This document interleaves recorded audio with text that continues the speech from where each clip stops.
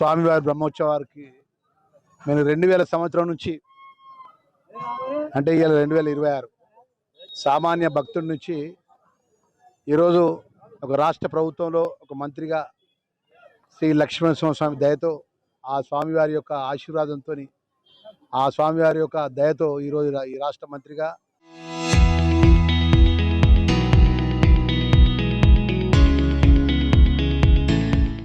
ధర్మపురి ప్రజల ధర్మారం ముఖ్యంగా ధర్మారం మండల కిలవనపర్తి ప్రాంత ప్రజలకు అన్నగా నన్ను చల్లగా చూసిన సందర్భంలో ప్రతి సంవత్సరం ఈ స్వామివారి దర్శనానికి వస్తాం. మేము స్వామివారి దర్శనం చేసుకుంటాము.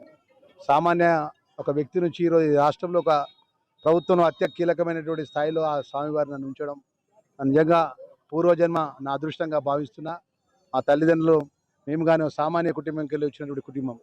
ఈరోజు కాంగ్రెస్ పార్టీ పక్షాన ప్రభుత్వంలో ధర్మపురి శాసనసభ్యుడిగా రాష్ట్ర వెల్ఫేర్ మినిస్టర్గా ఈరోజు ఈ ప్రాంతానికి సంబంధించిన అనేక మౌలిక సదుపాయాలు ఈ ప్రాంత కిలావనపర్తి గ్రామానికి సంబంధించినటువంటి గతంలో 2011-12 మధ్యలో ఈ ప్రాంతం అంతా సబ్స్టేషన్ ఏర్పాటు చేస్తాం. ఈ దేవాలయం ఉన్న భూములన్నీ కూడా పక్కన భూములన్నీ మేము ఇక్కడి నుంచి మేడారం దాకా భూములన్నీ తీసుకుంటామని కిలావనపర్తి గ్రామానికి సంబంధించిన భూములన్నీ కూడా ఇక్కడ సోలార్ థర్మల్ పవర్ ప్రాజెక్ట్ ఏర్పాటు చేస్తామని చెప్పేస్తే అయితే ఊరు మొత్తం బయలుదేరి వచ్చింది. ఆ రోజు 2011-12 నేను జిల్లా పరిషత్ చైర్పర్సన్గా ఉన్నా. కిలావనపర్తి గ్రామం ఒక్క గజం భూమి కూడా పోవద్దని చెప్పి అప్పుడు సివిల్ సప్లై మంత్రిగా శ్రీధర్ బాబు గారితో మాట్లాడి అప్పుడున్న ముఖ్యమంత్రి గారితో మాట్లాడి ఏ ఒక్క భూమి ఇక్కడ థర్మల్ పవర్ కానీ సోలార్ కానీ ఏ ప్రాజెక్ట్ రాకుండా ఆ భూములను కాపాడుకోగలగడం. ఈరోజు ఉన్నటువంటి డబుల్ రోడ్డు కూడా మరి కాంగ్రెస్ పార్టీ ప్రభుత్వం హయాంలో ఈ డబుల్ రోడ్ అయింది. అంటే ఈ ప్రాంతం ఏ విధమైన అభివృద్ధి జరిగినా దేవాలయం ప్రాంతం అంతా పార్టీలకు అతీతంగా వర్గాలకు అతీతంగా అందరం కలిసిమెలిసి అన్నదమ్ముల్లాగా ఉండాలి.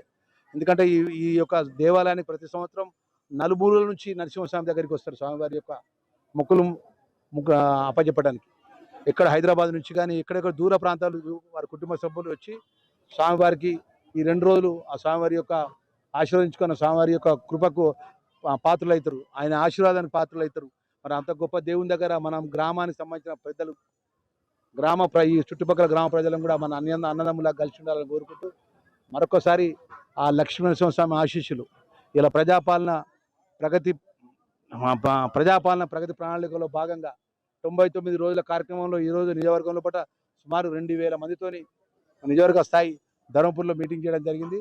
ఏదైతే ముఖ్యమంత్రి గారు పరిపాలనలో పట్ల గౌరవ ముఖ్యమంత్రి గారు ప్రజలకు ఇచ్చిన మాట ఏదైతే అర్హత ఉన్న వాళ్ళకు రేషన్ కార్డు ఇవ్వడం, రేషన్ కార్డుపై సన్న బియ్యం వేయడం, అదేవిధంగా 200 యూనిట్ ఉచితంగా కరెంటు ప్రజలకు ఇవ్వడం, గ్రామాల్లో ఉన్నటువంటి ప్రతి పేదవాళ్లకు ఇందిరమ్మ ఇండ్లు ఇవ్వడం 5 లక్షల రూపాయలతో, రైతుకు రుణమాఫీ విషయంలో కానీ రైతు భరోసా విషయంలో కానీ నిరుద్యోగ ఉద్యోగాల విషయంలో కానీ ఈరోజు ఈ ప్రాంతానికి సంబంధించినటువంటి కిలవనపర్తి కానీ ధర్మారం మండలంలో అనేక ప్రజల సంక్షేమ కార్యక్రమాలు ముఖ్యమంత్రి గారి ఆధ్వర్యంలో పట్ల శాసనసభ్యుడిగా లక్ష్మణ్ కుమార్ అన్నగా మంత్రిగా నా బాధ్యత నిర్వర్తిస్తానని మీడియా ద్వారా తెలియజేసుకుంటూ అతి త్వరలో మీడియా మిత్రులకు కూడా ఎవరైతే స్థలం లేని వాళ్ళకు కూడా మొన్ననే క్యాబినెట్లో చర్చ జరిగింది. రెవెన్యూ మినిస్టర్ గారు చర్చ జరిగింది.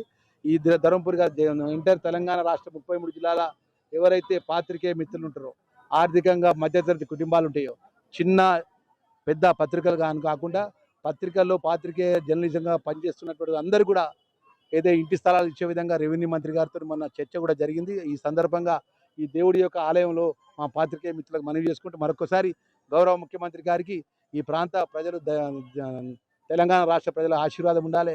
ఆ లక్ష్మణస్వామి యొక్క దయ ఆశీర్వాదం కృప వారిపై ఉండాలి. ప్రజలకు ఇచ్చిన మాట అమలు చేసే శక్తి ఆ నరసింహస్వామి ముఖ్యమంత్రికి ఇవ్వాలని కోరుకుంటూ మీ అందరికీ కూడా లక్ష్మణ్ కుమార్గా సెలవు తీసుకుంటున్నా.